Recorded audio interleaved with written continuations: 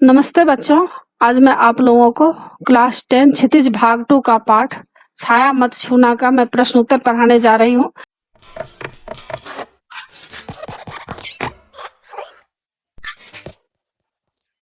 बच्चों, क्लास 9 और क्लास 10 क्षितिज, कृत्तिका, स्पर्श, संचयन, इन सभी पुस्तकों के सारे चैप्टर्स का इम्पोर्टेंट क्वेश्चन एंड आंसर का पीडीएफ को डाउनलोड करने के लिए और क्लास 9 और क्लास 10 का टेक्स्ट बुक का पीडीएफ फाइल डाउनलोड करने के लिए आप इस वीडियो के डिस्क्रिप्शन में दिए गए प्रोसेस को फॉलो करके आसानी से पीडीएफ फाइल डाउनलोड कर सकते हैं। अगर आपके पास टेक्स्ट बुक और इम्पोर्टेंट नोट्स नहीं है तो आप इस पीडीएफ फाइल को डाउनलोड करके आसानी से पढ़ाई कर सकते हैं और अच्छे मार्क्स ला सकते हैं।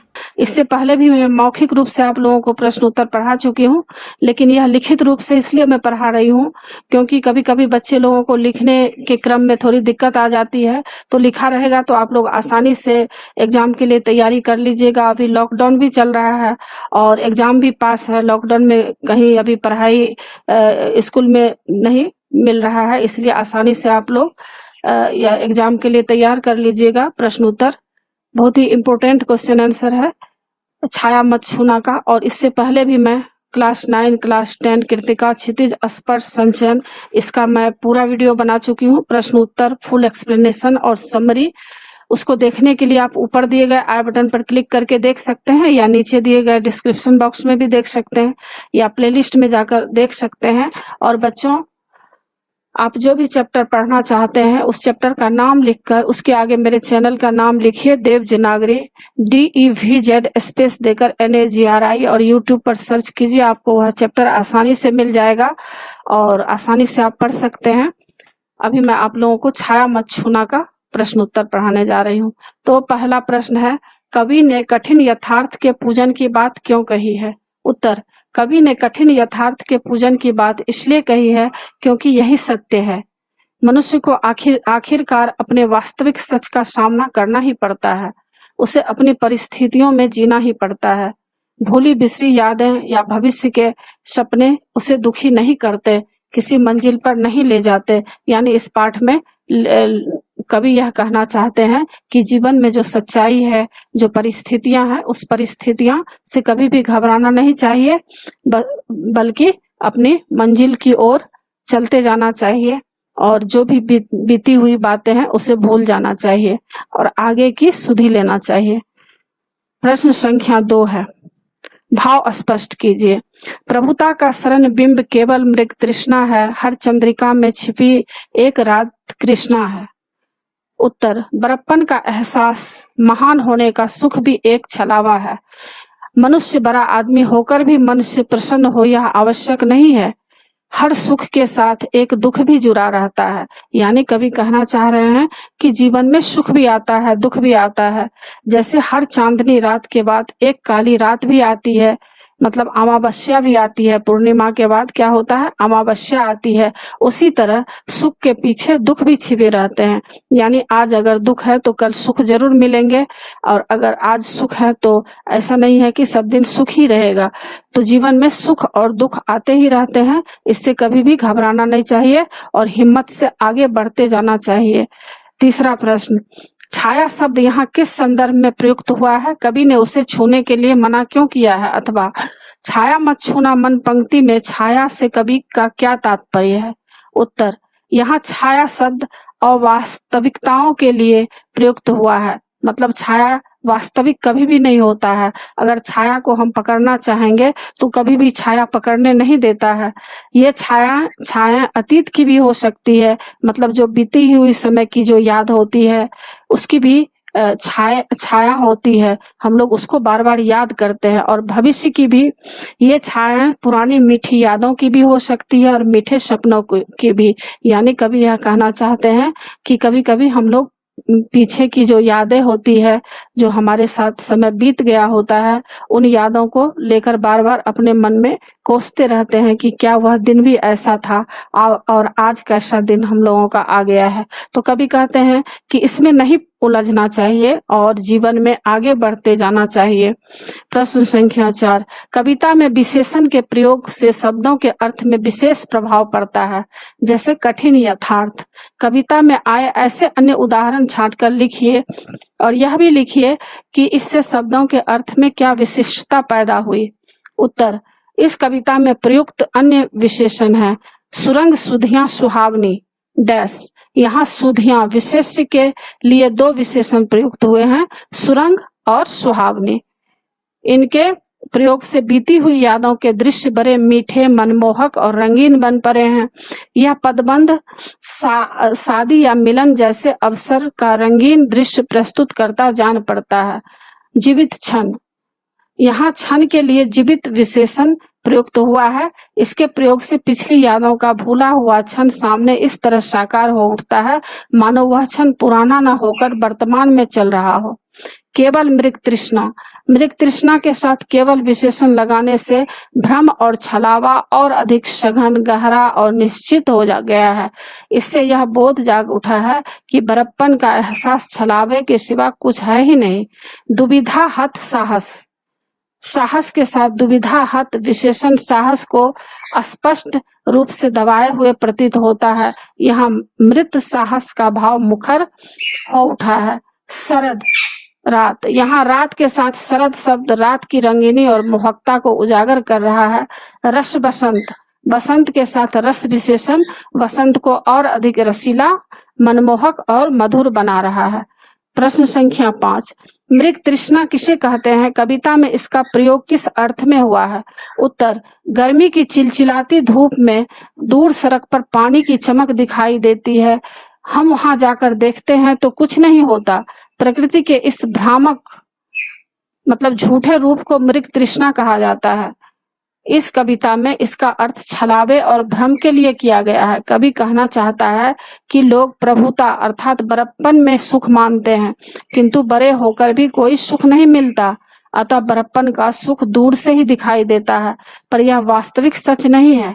प्रश्न संख्या 6, बीती ताही विसार दे आगे की सुधि ले, यह भाव कविता की किस पंक्ति में झलकता है? उत्तर दीजिए। उत्तर, निम्न पंक्ति में, जो न मिला भूल उसे कर तू भविष्य वरण।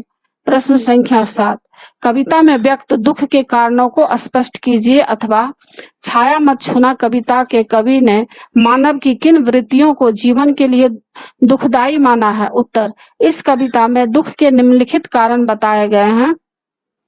पहला, छाया अर्थात बीती हुई मीठी यादें, जिन्हें याद कर करके हम अपने वर्तमान को भी अधिक दुखी कर लेते हैं। दूसरा, छाया अर्थात भविष्य के सपने, जिनके पूरा न होने पर हम दुखी रहते हैं। तीसरा, वर्तमान जीवन में उचित अवसर पर लाभ न मिलना, बसंत के समय फूल न खिलना या शरद रात में चांद का न खिलना। आशा यह है कि उचित अवसर पर सुख न मिलना। अब रचना और अभिव्यक्ति के तहत प्रश्न है। प्रश्न संख्या 8, जीवन में है सुरंग, सुधियां, सुहावनी से कवि का अभिप्राय जीवन की मधुर स्मृतियों से है। आपने अपने जीवन की कौन कौन सी स्मृतियां संजो रखी है? उत्तर, मेरे जीवन की सबसे मधुर स्मृति पहली बार एक निबंध प्रतियोगिता में भाग लिया, प्रथम आया 26 जनवरी की पैरेड में सम्मानित। मतलब इसमें अपना कुछ भी अनुभव सुना सकते हैं। प्रश्न संख्या 9, क्या हुआ जो खिला फूल रस बसंत जाने पर? कवि का मानना है कि समय बीत जाने पर भी उपलब्धि मनुष्य को आनंद देती है। क्या आप ऐसा मानते हैं? तर्क सहित लिखिए। उत्तर, यह सच है कि सभी उपलब्धियां उचित समय पर ही अच्छी लगती है। जैसे सर्दी बीतने पर रजाई का क्या लाभ, बारिश खत्म होने पर छाता मिला तो क्या लाभ, मनुष्य के मरने के बाद मकान बन सका तो क्या लाभ, फसलें नष्ट होने के बाद सुरक्षा का प्रबंध हुआ तो क्या लाभ, डकैती होने के बाद पुलिस आ गई तो क्या लाभ, आग बुझने के बाद फायर ब्रिगेड आ गया तो क्या लाभ, रोगी मरने के बाद डॉक्टर आ गया तो क्या लाभ। ये सब उदाहरण बताते हैं कि उचित अवसर और आवश्यकता के समय ही उपलब्धियां अच्छी लगती हैं। आगे का प्रश्न है अन्य महत्वपूर्ण प्रश्नोत्तर है। छाया मत छूना में कवि ने मृग मरीचिका किसे कहा है और क्यों? उत्तर, कवि ने धन, वैभव और सांसारिक यश को मृग मरीचिका कहा है क्योंकि ये दूर से आकर्षक दिखाई देते हैं किंतु इन्हें पाकर कोई आनंद नहीं मिलता। प्रश्न संख्या 2, कविता के आधार पर छाया को छूने का परिणाम क्या होता है? उत्तर, छाया अर्थात सांसारिक यश वैभव को पाकर दुख ही मिलता है, किसी प्रकार की संतुष्टि नहीं मिलती। प्रश्न संख्या 3, हर चंद्रिका में छिपी एक रात कृष्णा है पंक्ति के माध्यम से कवि ने जीवन की किस सच्चाई की ओर संकेत किया है?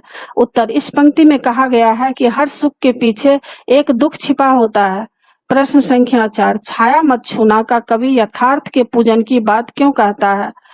उसकी दृष्टि में यथार्थ का स्वरूप क्या है? उत्तर, कवि यथार्थ के पूजन की बात इसलिए कहता है क्योंकि वही सच है, उससे बचकर नहीं जिया जा सकता। छायाओं में जीने से क्या लाभ? यथार्थ का अर्थ है ठोस परिस्थितियां। प्रश्न संख्या 5, मृग तृष्णा किसे कहते हैं? छाया मत छूना कविता में इसका प्रयोग किस अर्थ में हुआ है? उत्तर, मृग तृष्णा झूठे आकर्षणों का प्रतीक है। जिस प्रकार हिरण को धूप के कारण तपती हुई रेत दूर से पानी जैसी दिखाई देती है किंतु वह सच नहीं होती, उसी प्रकार यश और वैभव भी व्यर्थ के आकर्षण होते हैं। प्रश्न संख्या 6, क्या हुआ जो खिला फूल रस वसंत जाने पर का क्या भाव है? उत्तर, उचित समय पर उचित वस्तु न मिले तो उसका कोई लाभ नहीं होता। प्रश्न संख्या 7, छाया मत छूना कविता में किन जीवन मूल्यों को अपनाने की प्रेरणा दी गई है? उत्तर, इस कविता में प्रेरणा दी गई है कि जीवन में जो भी परिस्थितियां हो उन्हीं के अनुसार जीना चाहिए, पुरानी यादों में नहीं खोए रहना चाहिए, बेकार के सपनों में भी समय नहीं गंवाना चाहिए। प्रश्न संख्या 8, छाया मत छूना का उद्देश्य या संदेश स्पष्ट कीजिए। उत्तर, छाया मत छूना कविता उद्देश्यपूर्ण है। यह पाठकों को जीवन की सच्चाइयों और वास्तविकताओं में जीने की प्रेरणा देती है। कवि कहता है कि अतीत की मीठी यादें कितनी भी सुहावनी और मनभावनी हो किंतु वे दुख ही देती है, इसलिए यादों में अपने वक्त को बर्बाद नहीं करना चाहिए। दूसरा संदेश यह है कि यश वैभव धन मान बड़प्पन सब छलावा है, इसमें वास्तविक सुख नहीं है। वास्तव में हर सुख के पीछे एक दुख छिपा रहता है, अतः हमें जीवन के यथार्थ पर अडिग रहना चाहिए। तीसरा संदेश यह है कि चाहे वर्तमान जीवन में कितनी भी दुविधाएं हों और सफलताएं हों, फिर भी हमें अपने अभावों को भूलकर अपने भविष्य को संवारना चाहिए। प्रश्न संख्या 9, जितनी ही दौड़ा तू उतना ही भरमाया क्या यथार्थ भावार्थ स्पष्ट कीजिए। उत्तर, इस पंक्ति का भावार्थ है मनुष्य यश मान और सुख वैभव के पीछे जितना दौड़ता है उतना भटकता है, इसमें मन को प्रसन्न करने का शक्ति नहीं है, अतः जो मनुष्य इसके पीछे दौड़ता है वह भ्रम में जीता है। प्रश्न संख्या 10, दुविधा हत साहस है दिखता है पंथ नहीं का भावार्थ स्पष्ट कीजिए। उत्तर, इसका भावार्थ है जब मनुष्य का मन दुविधाओं से भर जाता है तब उसे कोई रास्ता नहीं सूझता, उसका साहस भी समाप्त हो जाता है। अतः मनुष्य को पहले अपनी दुविधाओं से निपटना चाहिए, किसी निर्णय तक पहुंचना चाहिए, तभी उसमें साहस का प्रवेश हो सकता है। तो इसी के साथ पाठ की समाप्ति होती है। आशा है आप लोगों को सब समझ में आ गया होगा और आप मेरे चैनल देवजी नागरी को जरूर सब्सक्राइब कीजिएगा और सब्सक्राइब के बगल में जो बेल आइकन बटन है उसे जरूर क्लिक कीजिएगा और लाइक कीजिएगा, शेयर कीजिएगा और आप कमेंट्स कीजिएगा कि आपको यह पाठ कैसा लगा। नए पाठ के साथ फिर मैं मिलूंगी। धन्यवाद बच्चों।